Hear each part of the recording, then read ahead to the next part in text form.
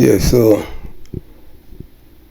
as you can look right there, you can see that it says the empire of the natural born liars in the world, and they are the authors of confusion in 2023. It wasn't not so long ago in Britain when black people were treated less than human beings.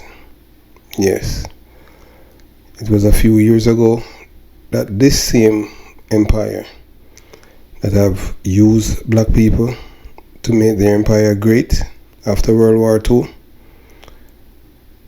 The appearance went to England on a ship they call Windrush.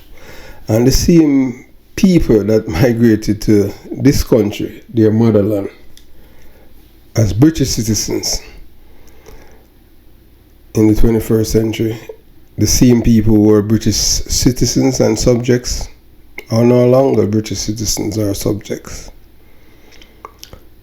Yes, you know, the empire, the British Empire, is the empire of the natural born liars in the world, and they are the author of confusion in 2023. The way that they have treated black people, it is not being taught in schools around the world, and maybe not in Britain, because I'm not privy to their educational system there, although I have family living there. But I can tell you that of all the countries that I've been in the world, the first time I experienced racism was in London. And it wasn't white people, it was people of Indian descent. But I want you to, to stay tuned, to watch this preview of what the black people were going through in England until Bob Marley visit there. They were like a sheep without a shepherd until Bob Marley went there and performed on BBC. That was the thing that gave black people a lift, give them some hope. Imagine looking at these videographic evidence to show wickedness black people have endured for centuries, and even today's day. Although I'm choking up because I'm a black man, to see that these people, they are the same ones who are telling other countries in the world about human rights. Where were they then when black people wanted human rights? All they have been doing, anything that they're doing, is not to make any other country better, but to destroy them. So I want you to watch, you to listen, and you to decide and see who is responsible for the evil that's going on in this world today, and it's been carried on by the same race of people. How and when this wickedness is going to stop? When will the world get a savior so that this world can start speaking truth, honesty, decency and ethics and morality? You watch, you listen, you decide. The social and political and economic climate of the time was crap for everybody. If you were black, multiply that by 10.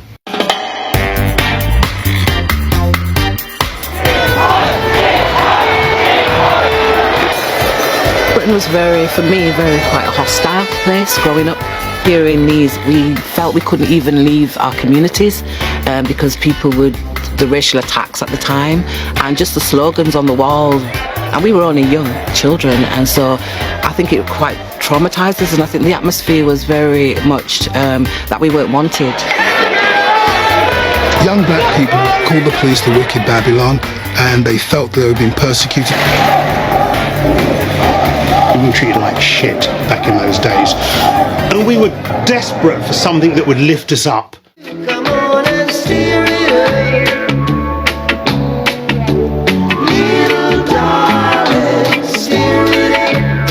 I do do remember us sat there watching when Marley came on, and I screamed. I absolutely screamed, jumping around the place, because reggae music wasn't something that the radio stations played, or it wasn't really featured in British society. So to see Bob Marley on the All Grey Whistle Test blew my mind. It was one of those moments that you never forget. This is a rock program. This is a reggae artist. It had never happened before. And up until that point, we haven't seen this band perform live. It's been a static image on an album sleeve. So really, really a powerful performance.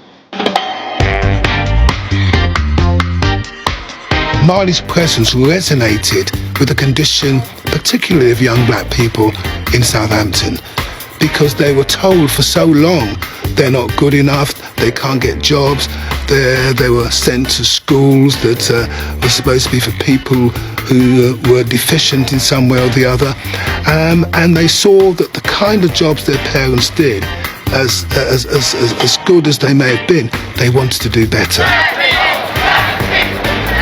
I'm actually a product of the Windrush generation. A lot of our parents kind of denied their culture to try and assimilate. They tried to anglicise themselves, which obviously didn't work. And, we're growing up, teenage kids, we're seeing that our parents are basically being screwed. And that's what Bob did at that moment in time. He lifted the black youth of this country.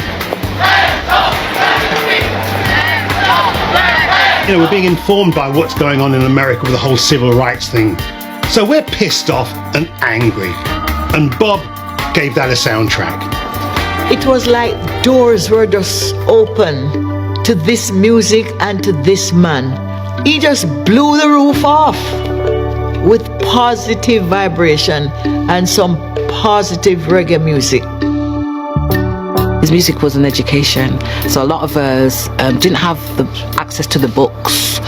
Like now we've got the internet, you can research anything. He was like our internet. Through music we got educated, and we learned about ourselves and had a sense of pride in who we were. But Marley definitely changed Britain. And that message of unity and love, I think we need his music more now than ever. Yeah, so we come to the end of that video to show you what it was like being black in Britain then.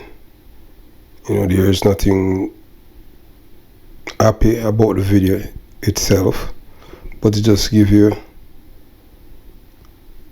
a true historical happenings of what happened to black people back then.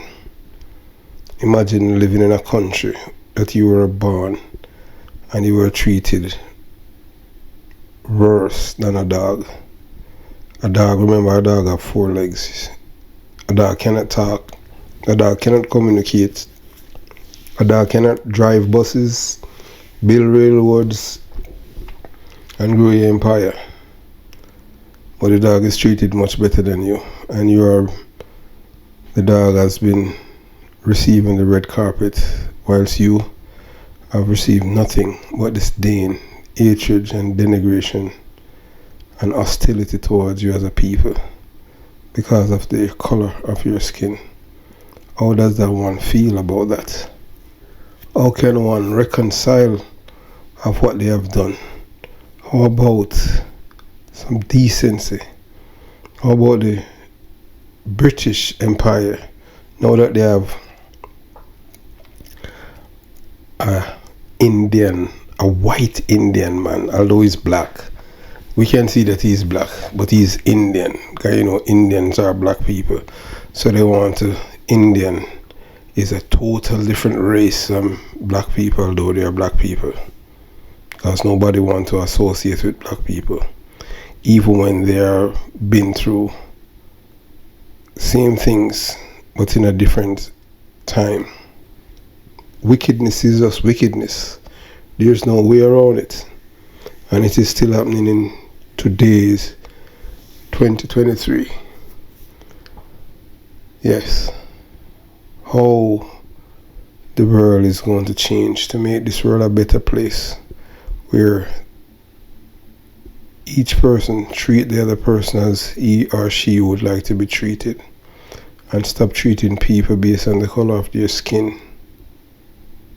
How is that? Black people should not be here, but they are still here. They have done everything to extinct the black race, whether you want to believe it or not. But we know that the British Empire is the mother of all evil. They are the one that started racism. Everything, every ism you can think of. When will this wickedness end? When will these lies stop? Thanks for tuning into the Truth Communicator. Have yourself a beautiful day.